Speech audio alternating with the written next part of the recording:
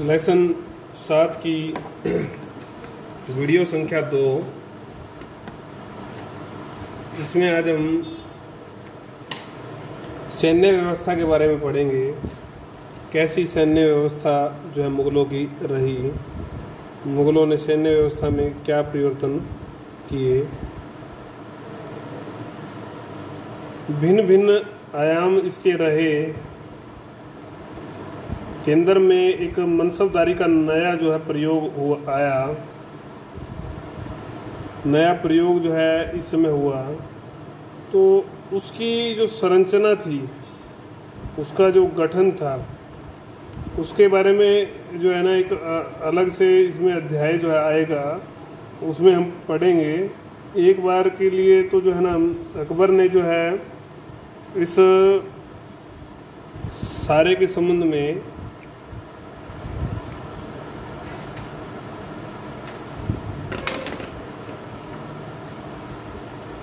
शुरुआत अकबर ने की थी। नगद देने की व्यवस्था तो थी ही, नगद जो है वेतन मिलता था, साथ में कुछ जिम्मेदारियां भी जो है तय की गई कि प्रत्यक्ष जो है वो जिम्मेदार रहेंगे। संरचना पढ़ते हैं पहले, संरचना से थोड़ा समझ में आएगा। 3 स्तंभ थे सेना के, संरचना के बारे में पढ़े तो मनसबदारी जो था, मनसबदारी अब केंद्र बिंदु हो गया था। ये इसे सेना नायक जो थे, सेना नायक जो थे, सेना नायकों की बात करें हम तो उनमें संतुलन रहता था। कोई ज़्यादा शक्तिशाली होकर बड़ा विद्रोह जो है नहीं कर पाता था। जिम्मेदारी जो है उन सरकार की या शासक की कोई जिम्मेदारी नहीं थी इस संबंध में। वेतन देना है, नियुक्ति करनी है, उनका प्रशिक्षण करना है, सारा का सारा मामला उस मनसबदार के पास था, न कि शासक के। तो शासक को तो क्या थी कि एक बड़ी सेना जो है ना मिल जाती थी, कोई देख रेख उसकी नहीं करनी पड़ती थी, कम खर्चे पर जो एक बड़ी सेना जो है उसको मिल जाती थी। दूसरी जो सेना थी वो थी घुड़सवार सेना, जिस पर मनसबदार का कोई नियंत्रण नहीं था। शासक के अंडर जो है ना ये पूरी तरह से काम करती, शासक स्वयं नियंत्रित करता था इसको, नियंत्रण जो है शासक का था। ये विशेष रूप से जो है अंगरक्षक के रूप में दरबार में जो है नियुक्त होते थे। ये सबसे विश्वस्त थे, पर्याप्त इनको वेतन मिलता था ताकि अच्छे से सुरक्षा का पालन करें। नियुक्ति में सम्राट की विशेष भूमिका रहती थी। अंतिम स्तर पर जिम्मेदारी थी, इनकी उपयोगिता विशेष थी। तो शाही सेना का सबसे महत्वपूर्ण भाग था। फिर था दाखिली सेना, ये भी विशेष थी, संख्या भी और इसकी महत्वपूर्ण भूमिका रहती थी। विशेष रूप से पैदल सैनिक होते थे, इस पर भी शासक का नियंत्रण रहता था। तो सरकारी जो प्रतिष्ठान थे, कोई खान थी या कोई दरबार था या जो भी चीज़ें थी, जहाँ भी जो इनकी नियुक्ति को जो जरूरी समझा जाता वहाँ पर इनको नियुक्त किया जाता था। प्रत्यक्ष नियंत्रण था। हालांकि एक प्रयोग इस संबंध में अलग से किया जाता था कि एक तो प्रत्यक्ष नियंत्रण में रहता था कुछ भाग तो, और कुछ भाग को बदली के तौर पर तबादलों के रूप में जो मनसबदार के पास प्रशिक्षण के लिए, अभियानों के लिए है जो है भेज दिया जाता था।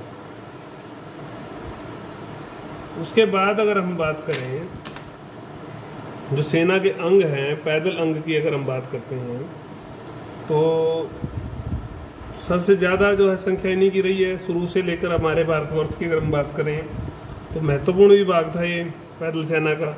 इसमें बंदूकची होते थे, नेजा चलाने वाले होते थे, धनुष चलाने वाले होते थे, शमशीर मतलब तलवार चलाने वाले, ठीक है, लाठी धारक, बंदूक वाले, ये सब होते थे। अगर इनकी संख्या की बात करी जाए तो अकबर के समय में 12,000, शाहजहाँ के समय में 30,000। अगर मनसबदारों की सेना के अतिरिक्त अलावा है तो मनसबदारों की अगर सेना को सम्मिलित कर दिया जाए तो अकबर के समय में सारी जो है पैदल सेना थी वो 3 लाख थी, और शाहजहाँ के समय में 5 लाख। अगर वेतन की बात करें तो 10 से 20 रुपये जो है मासिक जो है इनको वेतन मिलता था। कम ही था वेतन, तो सामान्य वेतन मिलता था। ये सामान्य किस्म की ही सैनिक होते थे, इनकी योग्यता के अनुसार वेतन थोड़ा बहुत कम ज़्यादा हो सकता था। अब बात करते हैं घुड़सवार सेना। सबसे विश्वस्त सेना जो है इसको माना जाता था। सारा संचालन सेना का जो है इसके इसके द्वारा ही होता था। बर्नियर ने क्या लिखा है कि शाहजहां के पास 2 लाख घोड़े थे, 2 लाख घुड़सवार थे, इतनी बड़ी सेना थी। अब घुड़सवारों के बारे में एक बात आती, घुड़सवार सेना के 2 प्रकार की सेना थी इसमें भी। एक सिलेदार, सिलेदार के पास क्या होता था, सामान, घोड़ा, सब कुछ अपना होता था। ठीक है, अपना होता था तो सारी चीजें, सरकार की कोई विशेष जिम्मेदारी नहीं, तो वेतन जो है इसको थोड़ा ज्यादा दिया जाता था। और बारगिर जो होता था, बारगिर जो है ना केवल सैनिक बन के आता था, घोड़ा, उसकी व्यवस्था शाही अस्तबल में या मनसबदार के अस्तबल में वो सारा राज्य करता था, इसलिए इसका वेतन जो है कम होता था। ये 2 प्रकार के थे। अब जो हम बात करेंगे इसमें दाग और हुलिया प्रथा की, दाग और हुलिया जो है प्रथा जो है प्रचलित थी उस समय अकबर के द्वारा विशेष रूप से। तो घोड़े के एक ओर तो जो है घोड़े का नंबर लिखा जाता था, और दूसरी ओर जो है उस घोड़े के जो है हम बात करेंगे तो मनसबदार था या तो या अहदी था, जो सैनिक था उसका जो है नंबर लिखा जाता था। ये काम इसमें होता था। तो कुल मिलाकर पूरा रिकॉर्ड जो है जिसमें नाम, पता, व्यवसाय सब दर्ज जो है ये करते थे, ये सारा रिकॉर्ड रहता था, शारीरिक पहचान दर्ज की जाती थी। ये काम घुड़सवार सेना के अंतर्गत होता था।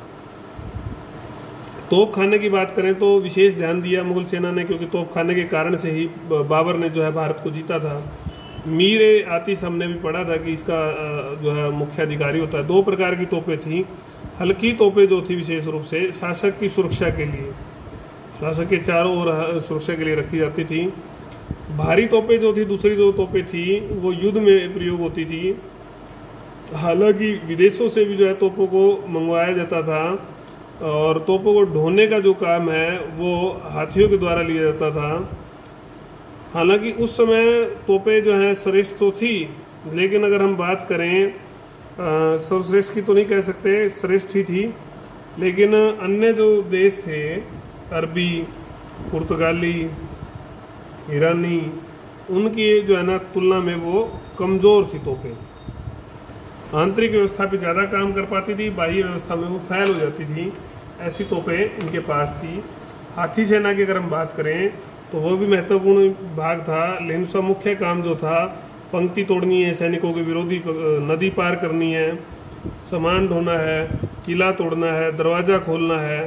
तो इस तरह के जो काम थे इन सब में उसका उपयोग किया जाता था। हालांकि ये कमजोरी भी थी, तो कई बार वो हाथी जो है वापस अपनी सेना पर ही जो है चढ़ जाते थे, दौड़ के जो है ना कुचल कर जो है मार डालते थे। लाभ ये था कि जो हमने पढ़े, दरवाज़ा खोलना है आपको, किला तोड़ना है, इस प्रकार के बड़े लाभ जो थे, बड़ी बड़ी तोप उठानी है, नदी को पार करना है। हालांकि शासक जो है भ्रमण तो करते थे इनके ऊपर बैठ के, लेकिन युद्ध संचालन का जैसे पुराने समय में हमारे शासक करते थे हिंदू शासक, वैसा कोई उदाहरण इस समय देखने को नहीं मिला कि किसी ने युद्ध संचालन भी हाथियों पर बैठ कर किया हो। मुगलों में नौसेना छोटी सी थी, ज़्यादा जो है जैसे बदलाव आ रहे थे, लेकिन इन लोगों ने उतने बदलाव नहीं किए, उतना बड़ा काम ये नहीं कर पाए। मीरे बहर इसका हमने भी पढ़ा था कि प्रमुख था, जैसी ज़रूरत थी वैसा नहीं किया, फिर भी ध्यान तो दिया इन्होंने। और समुद्र में जो है उनका प्रयोग जो है नौसेना का कम ही होता था, तो स्थानीय नदियों में ही छोटी छोटी किश्तियों के माध्यम से सब चलता था। हालांकि थोड़ा बहुत जो है सामग्री, युद्ध सामग्री की अगर हम बात करें, तोप वगैरह भी उसमें रखी होती थी। सेना के अन्य अंगों की अगर हम बात करते हैं, अब वालाशाही एक अंग बताया इसने, इसमें विशेष रूप से अंगरक्षकों की टुकड़ी होती थी। ये इसका जो शासक का जो दरबार था, घर था, उसका घेरा ये लगाते थे, ठीक है, ये इनके नियंत्रण में होता था विशेष रूप से ये वालाशाही।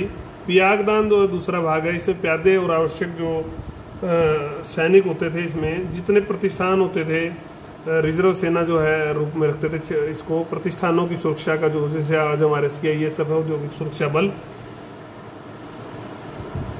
किलों की सुरक्षा जो सीमावर्ती इलाकों पर होते थे वो भी जो है उसके लिए अलग फौज रखी जाती थी। अगर जब उसके अंदर अगर हम बात करें, जब ये सेना रहती तो छावनी का काम करती थी, जैसे हमारे आजकल कैंट बने हुए हैं। रणथंबोर, ग्वालियर, कालिंजर जो है इसमें प्रमुख थे, यहाँ पर वो सेना रहती थी। इनका एक काम और भी होता था, अपराधियों को कैद करने के लिए भी जो है अपराधियों को यहाँ रखा जाता था, भयंकर अपराधियों को, ऐसा माना जाता था कि कोई अपराधी वहाँ पहुँच गया तो वो उसको मृत्यु ही जो है आकर पिंड वहाँ छूटेगा, मृत्यु ही आएगी। फिर जो है एक अन्य विभाग आता है रसद का। इसके 3 अंग थे। पहला तो दरबार के रूप में जो है ना चलता था, जहाँ शासक जाता था छावनी लगाई जाती थी, तो वहाँ जो है रसद का काम चलता था शासक के लिए। मुख्य रूप से ये जो भाग था शासक के लिए था। दूसरा जो भाग था वो सैनिक साजो सामान, हथियार लेके जाने, उनके जो भी जरूरत की जो सेना की सामान थे वो लेके जाते हैं। तीसरा था चलता फिरता बाजार, जो दैनिक प्रयोग की आवश्यकता की वस्तुएं हैं सैनिक खरीदते थे, उसके लिए एक बाजार लगाया जाता था। तो 3 प्रकार का रसद का काम चलता था।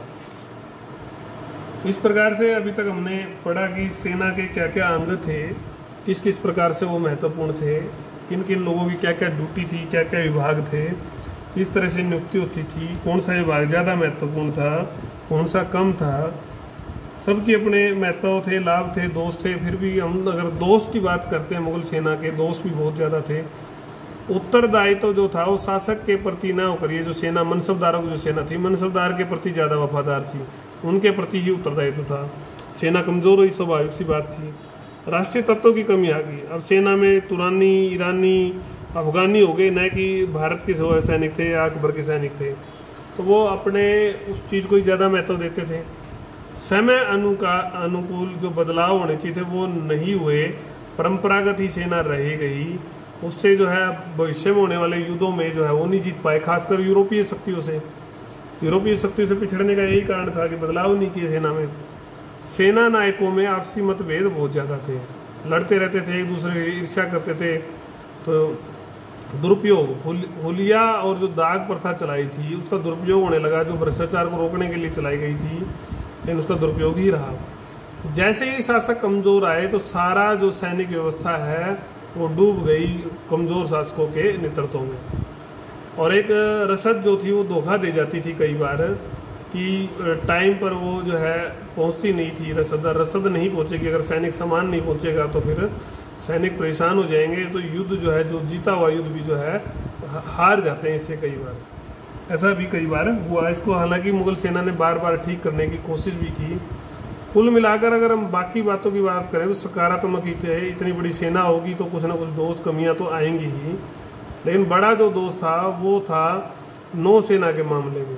नौसेना को कोई ये ज़्यादा व्यवस्थित या बढ़िया नहीं बना पाए। वो एक इनकी कमजोरी रही, जिसके कारण से पुर्तगाली या यूरोपीय जो शक्तियाँ थी उन्होंने इनको फिर धूल चखाई, और उसका परिणाम था कि ये बाद में जो है मुगल साम्राज्य का पतन भी हुआ। तो ये हमने सेना के बारे में अब तक पढ़ा, उसके दोष, उसकी संरचना, अंग और अन्य अंग और दोष। अगला जो हमारा वीडियो होगा, वीडियो संख्या 3, उसमें हम न्याय, पुलिस और राजस्व के बारे में पढ़ेंगे। न्याय, पुलिस, राजस्व और मुद्रा।